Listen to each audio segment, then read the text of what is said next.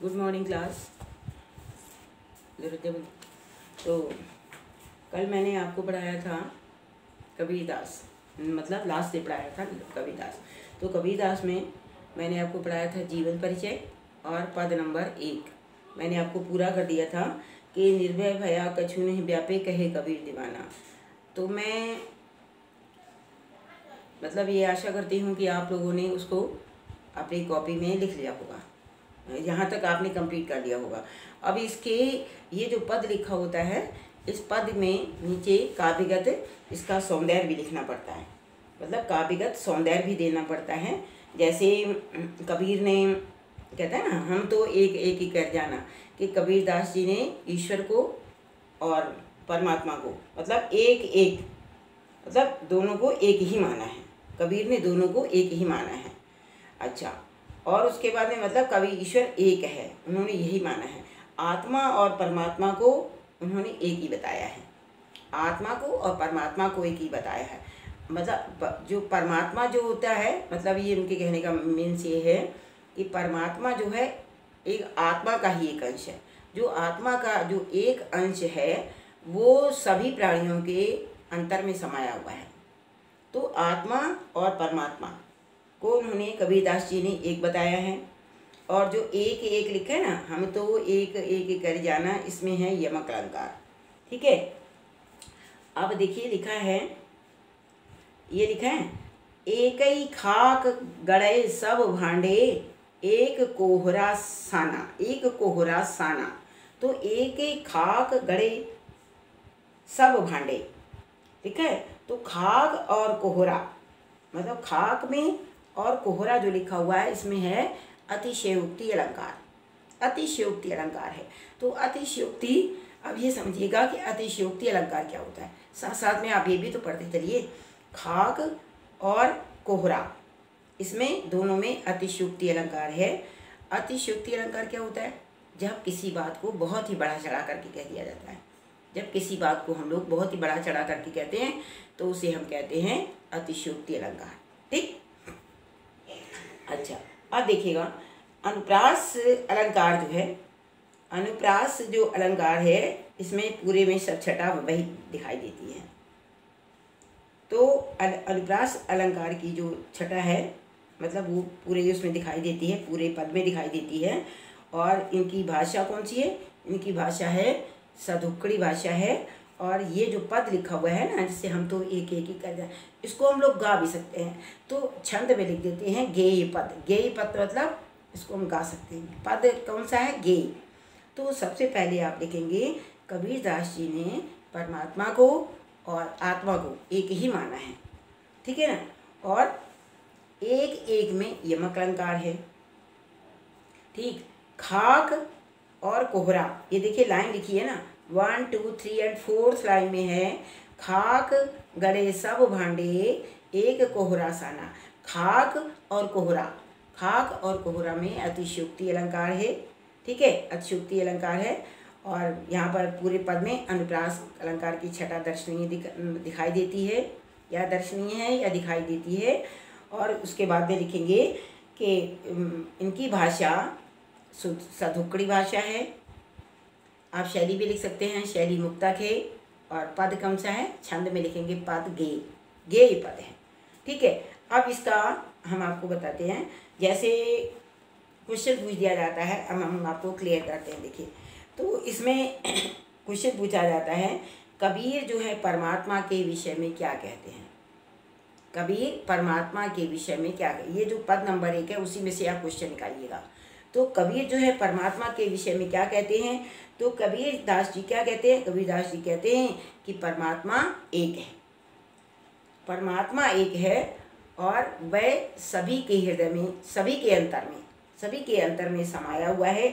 उसे उसने क्या किया है? कोई भी स्वरूप धारण कर लिया है। उसे कोई भी स्वरूप, मतलब कोई भी स्वरूप धारण किया है। कहते हैं ना, जिस प्रकार से बर्तन होता है, कुम्हार जो होता है एक ही मिट्टी को सानता है और उसे अनेक तरीके के बर्तन बना देता है, ठीक उसी प्रकार से ईश्वर भी है जो है, उसने मतलब आत्मा जो है परमात्मा का ही अंश है। आत्मा जो है परमात्मा का ही अंश होता है, या कह लेंगे परमात्मा एक है और वह सभी के हृदय में समाया हुआ है, सभी के हृदय में समाया हुआ है। और उसने तरह तरह के स्वरूप धारण कर रखे हैं, तरह तरह के स्वरूप धारण कर रखे हैं। इस संसार, इस चराचर संसार में हम जिसको देखते हैं, मतलब जड़ चेतन है ना, सभी को जो भी देखते हैं तो उस सभी में परमात्मा का, सभी में परमात्मा का अंश। ठीक। अब देखिए, कहते हैं कि भ्रमित लोगों पर, जो लोग भ्रमित लोग हैं, भ्रमित में जो भ्रम में आ जाते हैं, है ना, भ्रमित लोगों पर कवि की टिप्पणी क्या है, कवि क्या टिप्पणी करता है, भ्रमित लोगों पर कवि की क्या टिप्पणी होती है। कहते हैं जो लोग आत्मा को और परमात्मा को, जो लोग आत्मा को और परमात्मा को अलग अलग मानते हैं, वे ही लोग भ्रमित हैं, वे भ्रम में आ जाते हैं, वे ईश्वर को पहचान नहीं पाते और उन्हें नरक की प्राप्ति हो जाती है।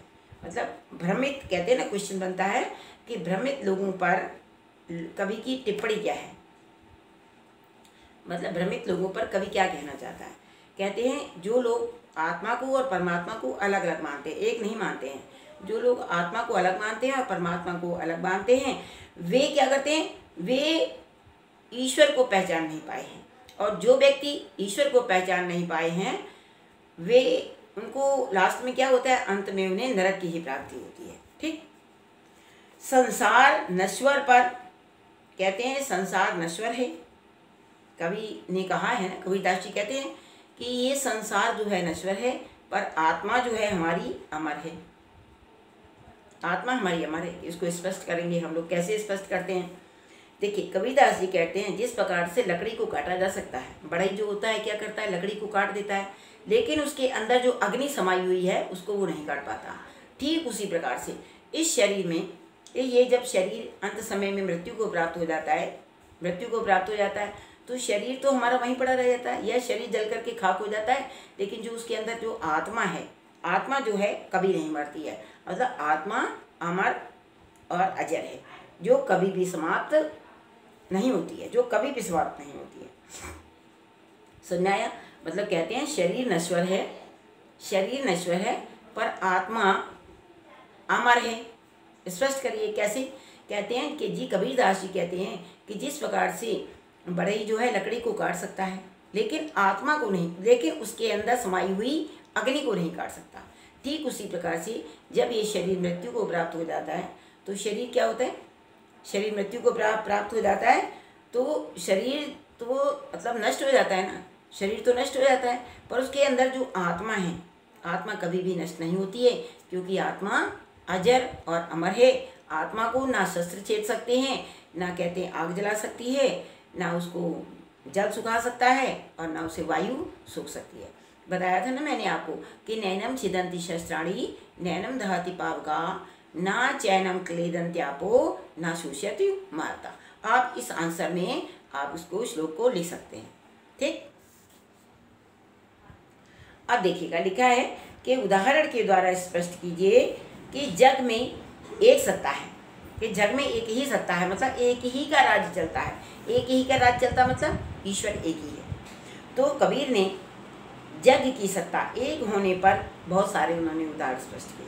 कैसे कैसे मतलब इस संसार में एक ही पवन चलती है, इस संसार में एक जैसा ही पानी बहता है। पानी ऐसा तो नहीं है कि यहाँ पर अलग है वहाँ पर अलग, संसार में सबका पानी एक ही है, सब पानी एक ही बहता है, वायु सब जगह एक ही चलती है ना। और हर प्राणी में एक ही ज्योति समाई हुई है। किसकी ज्योति समाई हुई है? परमात्मा की। परमात्मा का आलोक जो है चारों तरफ फैला हुआ है। तो सभी बर्तन जो होते हैं, कुम्हार जो होता है सभी बर्तन एक ही मिट्टी से बनाता है। कुम्हार जो है सभी बर्तन किससे बनाता है? एक ही मिट्टी से बनाता है, भले ही उसका स्वरूप अलग अलग होता है। जिस प्रकार से परमात्मा होता है, परमात्मा तो एक है, तो परमात्मा ने अलग अलग रूप बना दिए। उसी प्रकार से कुम्हार भी एक ही मिट्टी को सानता है और उससे तरह तरह के बर्तन बना देता है। मतलब उनके स्वरूप अलग अलग होते हैं, पर जग में सत्ता किसकी होती है? पर जग में एक ही सत्ता होती है। ठीक है ना। मतलब कबीर ने जग की सत्ता एक होने पर कई सारे उदाहरण प्रस्तुत कर दिए कि संसार में एक ही जल है, मतलब एक ही पानी है, मतलब जल में पानी होता है, तो संसार में एक ही जल है और सभी जगह जल जो है एक ही बहता है और सब जगह एक ही पवन होती है, एक ही पवन चलती है। कुम्हार जो है मिट्टी के बर्तन, कुम्हार जो है मिट्टी सानता है तो उससे तरह तरह के बर्तन बना देता है, मतलब उसके कई स्वरूप धारण कर लेता है। ठीक उसी प्रकार से परमात्मा ने भी अपने कई स्वरूपों को, मतलब अपने रूप को, अपनी आत्मा को कई रूप स्वरूपों में उन्होंने धारण किया है। तो इस प्रकार से कबीरदास जी ने अनेकों उदाहरण प्रस्तुत किए हैं। जग में एक सत्ता है, मतलब उसके अनेकों उदाहरण उन्होंने प्रस्तुत किए हैं। ठीक है बेटा, अब देखिएगा ये कहते हैं कि कबीरदास जी जो हैं उनके ये जो क्वेश्चंस हैं, जैसे पद नंबर 1 हो गया, पद नंबर 1 का भावार्थ लिखा, भावार्थ के बाद में काव्यगत सौंदर्य लिखेंगे, काव्यगत सौंदर्य के बाद में ये क्वेश्चन लिखेंगे। तो ये क्वेश्चन आप नोट कर लेंगे।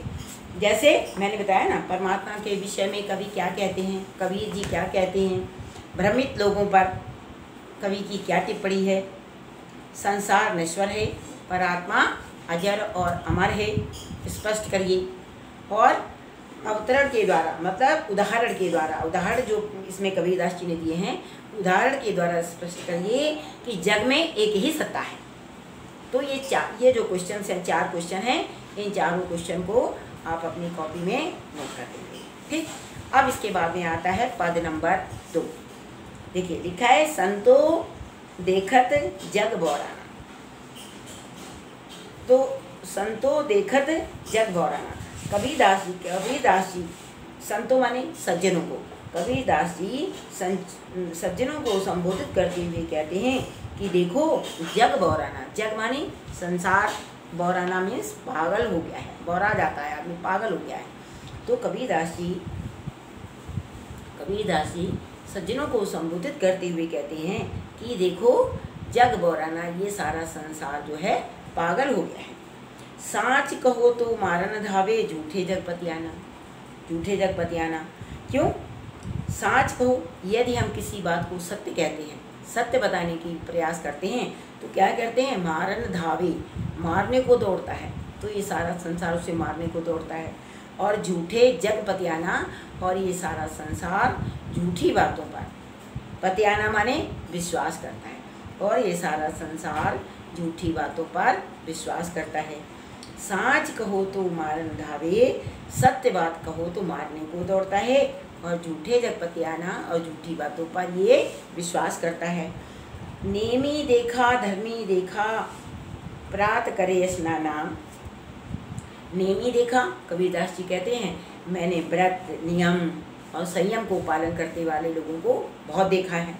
धर्मी देखा, और धर्म को मानने वाले, जो लोग धर्म को मानते हैं, है ना, धर्मी लोग, धर्मावलंबी जो लोग होते हैं, धर्मी लोगों को मैंने बहुत देखा।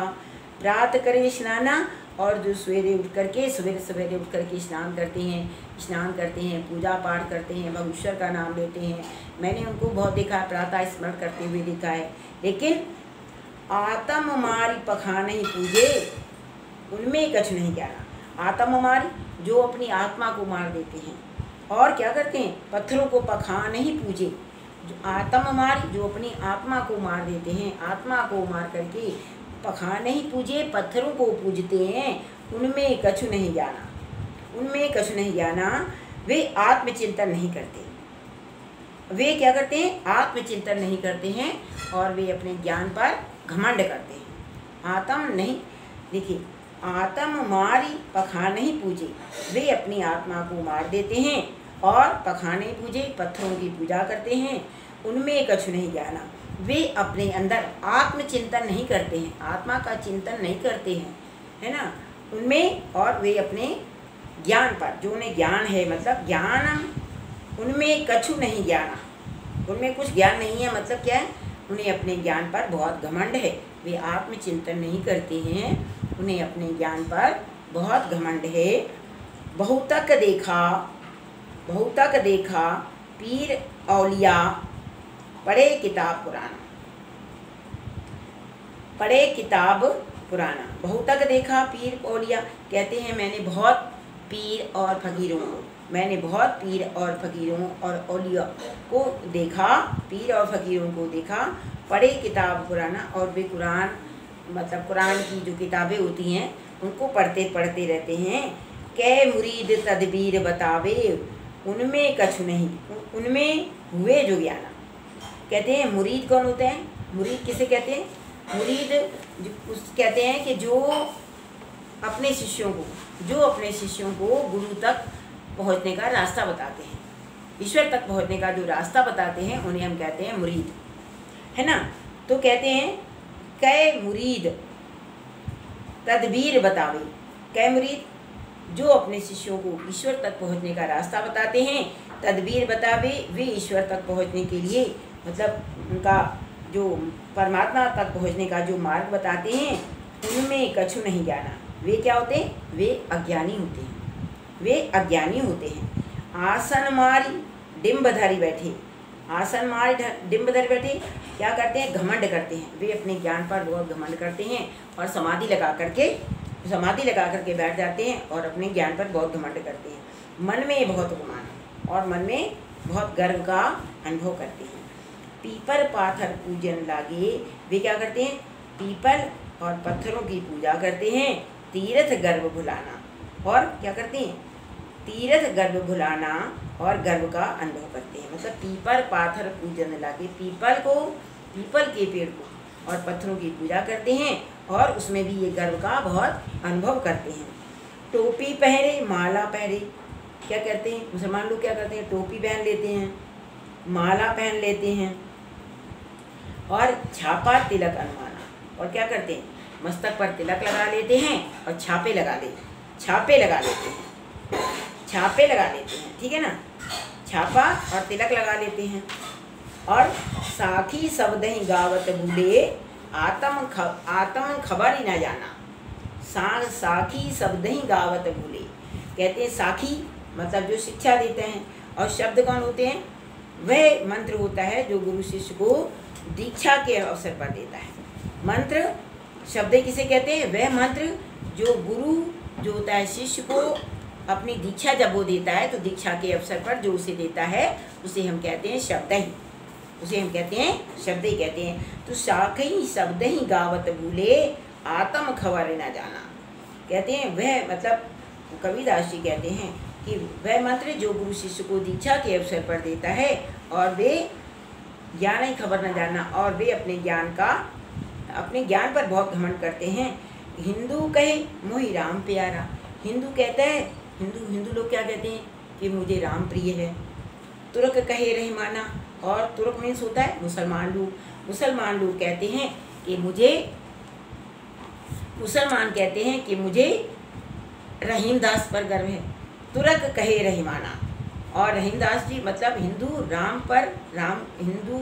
कहे मोही, हिंदू कहते हैं कि मुझे राम प्यारा है, और मुसलमान कहते हैं कि मुझे रहीम जी प्यारे हैं। आपस में दो लड़ मुए, आपस में दोनों हिंदू और मुसलमान दोनों आपस में लड़ करके मर गए।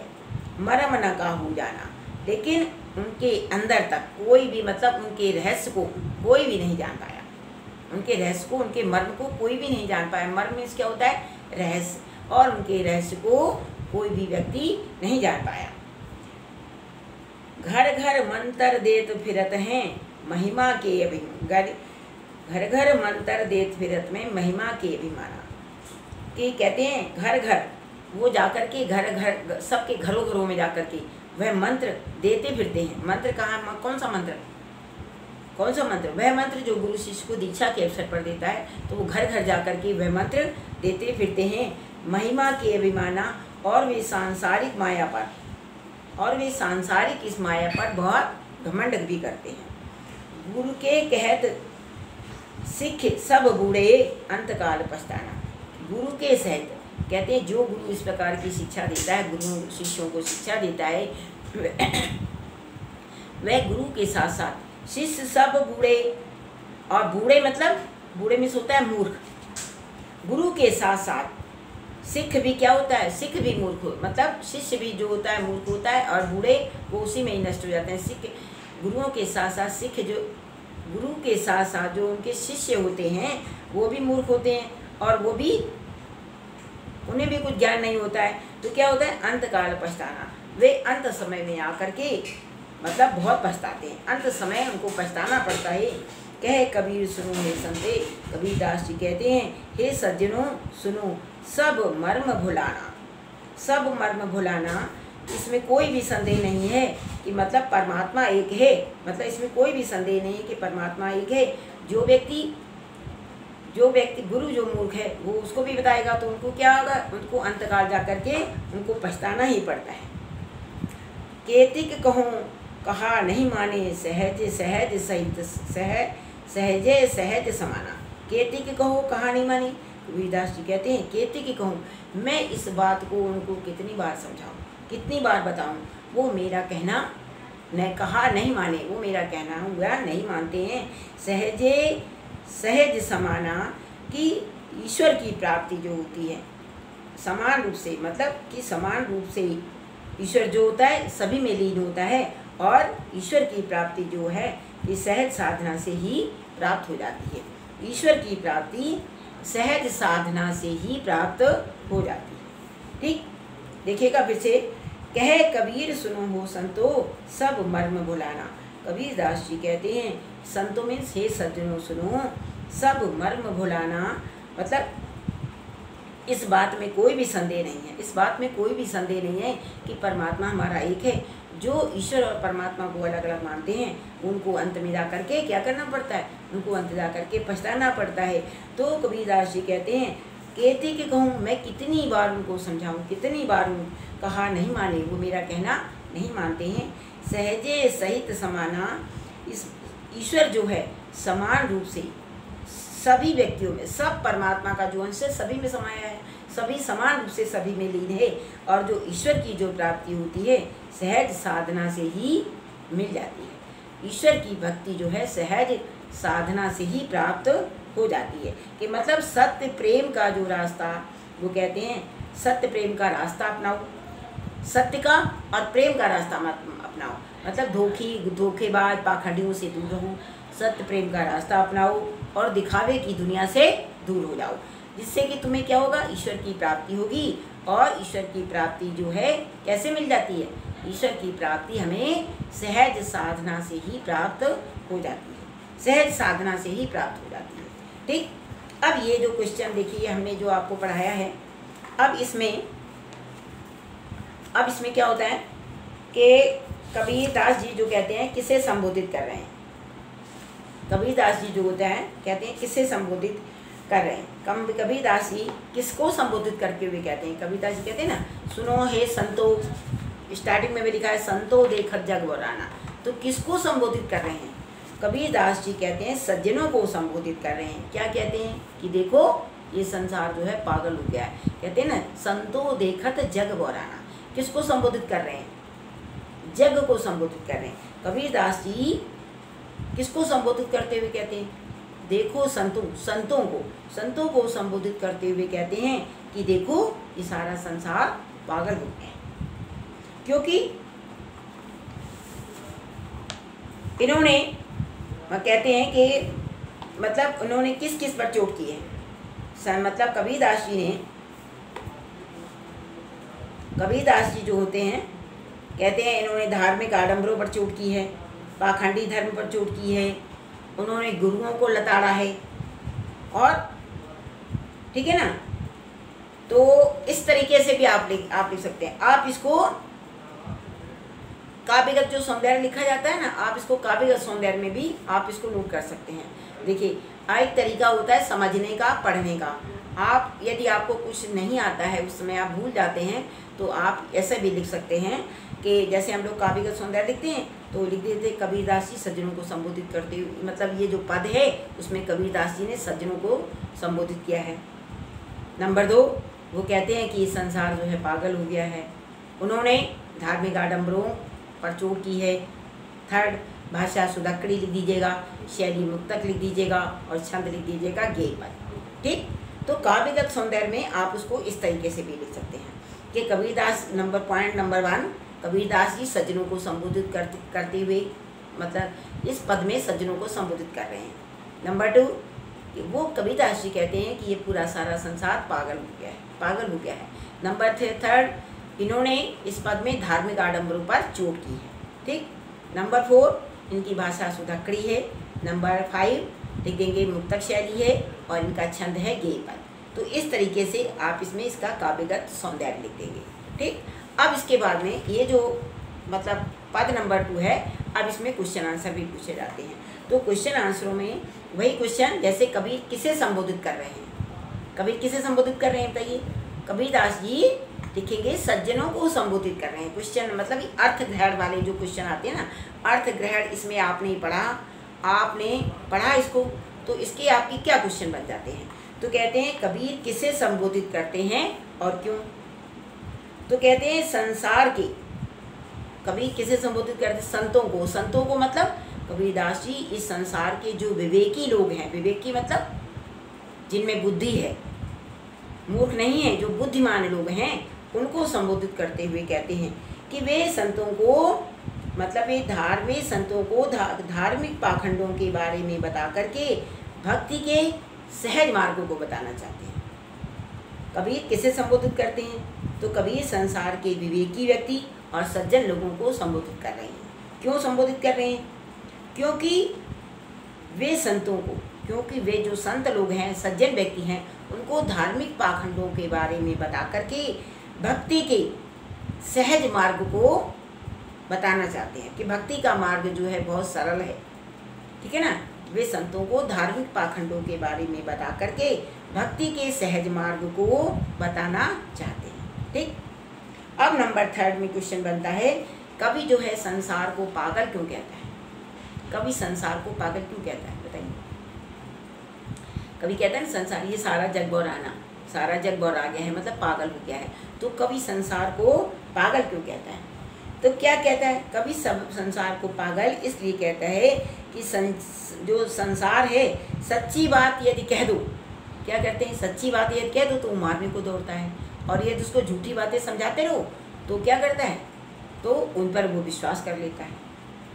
तो इसीलिए कबीरदास जी ने इस संसार को पागल कहा है। ठीक, किन आडंबरों पर, मतलब मुसलमान कबीरदास जी ने किन आडंबरों पर चोट की है और मुसलमानों के किन पाखंडों पर व्यंग कर दिया है। तो जैसे मतलब हिंदुओं का, जैसे हिंदुओं के आडंबर कौन कौन से होते हैं। हिंदुओं के आडंबर देखिए, जैसे हिंदुओं का इसमें ये दिया हुआ है कि सवेरे सवेरे उठ करके क्या करते हैं, नेमी मतलब व्रत नियम का पालन करते हैं, धार्मिक अनुष्ठान करते हैं, सवेरे उठ करके स्नान करते हैं और पत्थरों को पूजते हैं।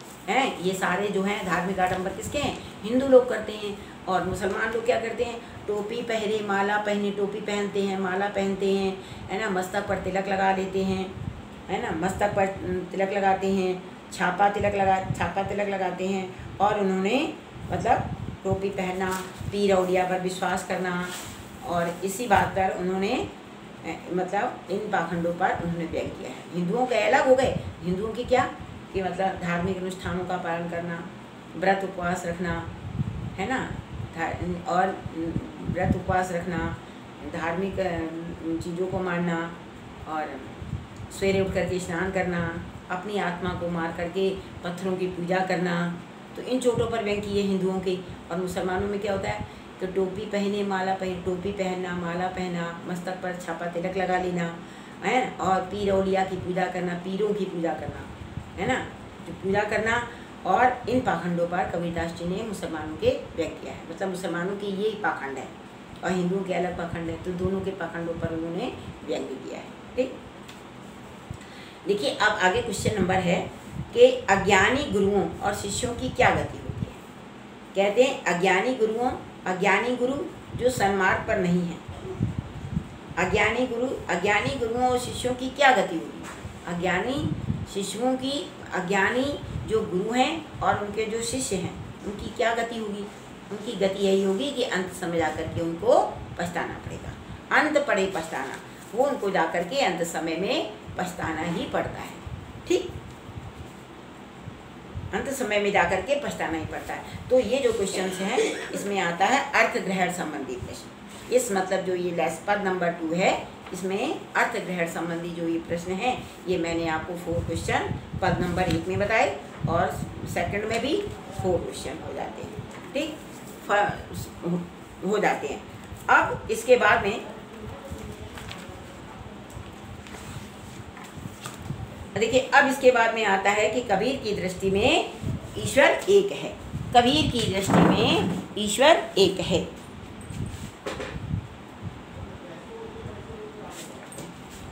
कबीर की दृष्टि में ईश्वर एक है।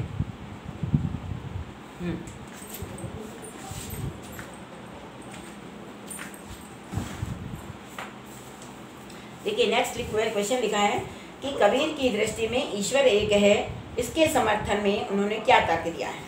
तो कहते हैं कबीर की दृष्टि में ईश्वर बिल्कुल एक है, क्योंकि मतलब उन्होंने ये तर्क दिया है कि सभी जगह एक ही पवन चलती है, एक ही जल होता है, सभी जगह पर वही बहता है, और सब पूरे संसार में एक ही ज्योति समाई हुई है, और सारा संसार एक ही मिट्टी से बना है, एक ही मिट्टी से बना है। इसलिए सब प्राणियों में एक ही ईश्वर, सभी प्राणियों में एक ही ईश्वर विद्यमान है। उसका कोई भी स्वरूप हो सकता है, तो इसलिए उन्होंने कहा है कि सारे संसार में ईश्वर एक है, मतलब ये एक है। कबीर की दृष्टि में ईश्वर एक है, इसके समर्थन में उन्होंने क्या तर्क दिए। वायु एक है, जल एक है, सब पानी एक ही बहता है ना। कुम्हार एक ही मिट्टी से सारे बर्तन गढ़ता है ना। कुम्हार जो होता है एक ही मिट्टी से सारे बर्तनों को बनाता है, और सारे संसार में एक ही ज्योति समाई हुई है, और सभी जगह एक ही ईश्वर विद्यमान है, चाहे उसका स्वरूप कुछ भी। ये उन्होंने मतलब तर्क दिए। ठीक, आपकी बुक से दे रहे हैं, आपकी बुक में जो क्वेश्चन दिए हुए हैं लास्ट में वही लिखा है, कबीर की दृष्टि में ईश्वर एक है। अब देखिए, लिखा है मानव शरीर का निर्माण किन किन 5 तत्वों से हुआ है। मानव शरीर का निर्माण किन 5 तत्वों से हुआ है। पहला कहते हैं अग्नि, वायु, जल, अग्नि, वायु, जल, मिट्टी और आकाश, 5 तत्वों से बना है। हमारा ये शरीर कितने तत्वों से बना है? हमारा शरीर 5 तत्वों से मतलब बना है। क्या? अग्नि, वायु, जल, मिट्टी और आकाश। तो 5 तत्वों से हमारा ये शरीर बना हुआ है। तो कहते हैं, देखिए आगे लिखा है, जैसे बाड़ी काष्ठ की काटे अगनि ना काटे कोई, सब घटी अंतर तू ही व्यापक धरे स्वरूपे सोई। इस आधार पर बताइए कि कबीर की दृष्टि में ईश्वर का क्या स्वरूप है। कहते हैं, इन्होंने इसलिए कहा है कि कबीर ने कहा है कि परमात्मा एक है। परमात्मा का सच्चा स्वरूप जो होता है एक ही, मतलब एक होता है। और जिसने परमात्मा का सच्चा स्वरूप पा लिया है, इसने परमात्मा का सच्चा स्वरूप पा लिया है, उन्हीं की भक्ति में वो लीन है। जबकि संसार क्या करता है? बाह्य आडंबरों में उलझ करके ईश्वर को खोज रहा है, ईश्वर को खोज रहा है। देखिए, वैसे भी ये लिखा हुआ है कि जैसे बाड़ी काष्ठ की काटे अगनि ना काटे कोई, सब घटे अंतर तू ही व्यापक धरे स्वरूप पे सोई। कबीर की दृष्टि में ईश्वर का स्वरूप क्या है? तो ईश्वर का स्वरूप क्या है बताइए। जिस प्रकार से मतलब वो उसने सीधा अर्थ भी बता सकता है वो, जिस प्रकार से बढ़ई जो होता है काष्ठ की ही काटे। जैसे बढ़ई जो होता है लकड़ी को ही काट सकता है, लेकिन उसके अंदर जो अग्नि होती है उसको नहीं काट सकता। उसी प्रकार से सब घट अंतर तू ही व्यापक, ईश्वर जो है सभी के हृदय में समाया हुआ है। धरे स्वरूपे कोई, वो कोई भी स्वरूप धारण कर सकता है। जिस प्रकार से कुम्हार भी होता है, एक ही मिट्टी से बर्तन बनाता है, इतने सारे बर्तनों का निर्माण कर देता है। उसी प्रकार से ईश्वर, वो आत्मा एक है, वो आत्मा जो है कोई भी स्वरूप धारण कर सकती है। ठीक। अब देखिए, कबीर ने अपने को दीवाना क्यों कहा है?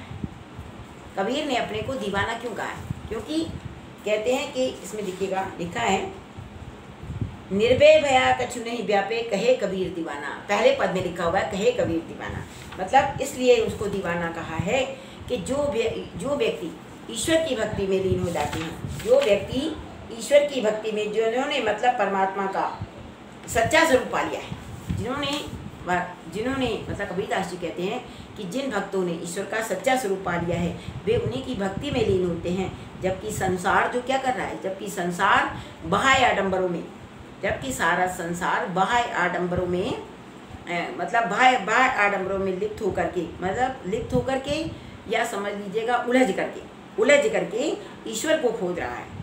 तो अतः कबीर की भक्ति जो होती है, कबीर की जो भक्ति करते हैं वो आम विचारधारा से अलग है।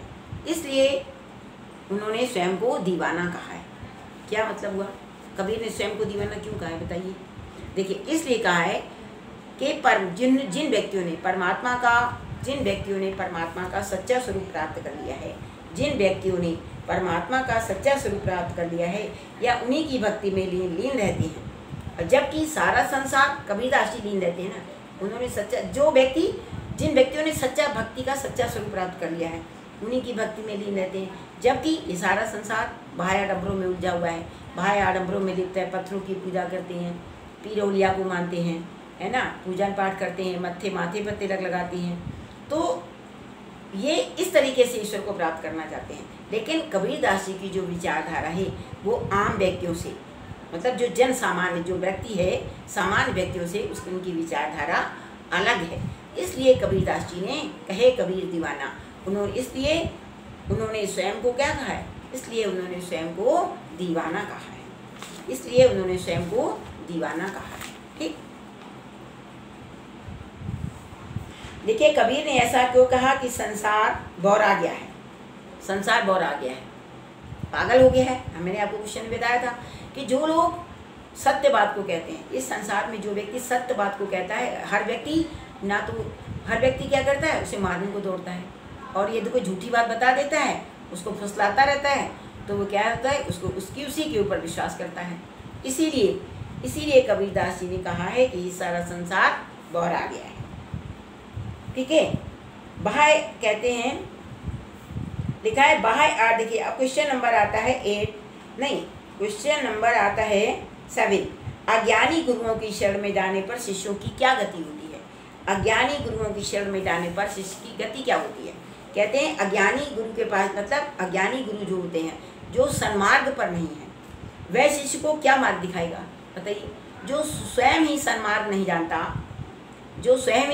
कि सन्मार्ग क्या है, अच्छा मार्ग क्या है, तो वह अपने शिष्यों को क्या मार्ग दिखाएगा, है ना? तो कहते हैं भ्रमित और बाह्य आडंबरों से पूर्ण गुरु के जो भ्रमित हैं और जो